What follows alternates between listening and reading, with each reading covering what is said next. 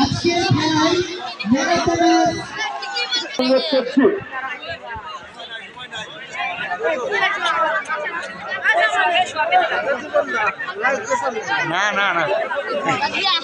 দীর্ঘক্ষণ আমাদের মাঝে উপস্থিত হয়েছেন।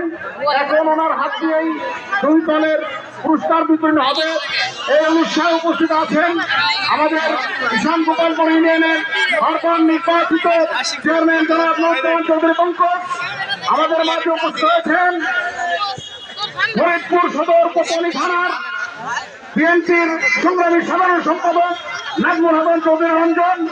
অম্বিকাপুর আমাদের মাঝে উপস্থিত হয়েছেন সাবেক উপজেলার ভাইস চেয়ারম্যান তাফরিদ হোসেন তানজির আহমেদ তাফরিদ সহ বিভিন্ন নেতৃবৃন্দ আমাদের মাঝে উপস্থিত হয়েছেন। চ্যাম্পিয়ন পুরস্কার বিতরণ করছেন, রানার্স আপ পুরস্কার বিতরণ করছেন চৌধুরী নায়েব ইউসুফ। সাথে আছেন বিএনপি সহ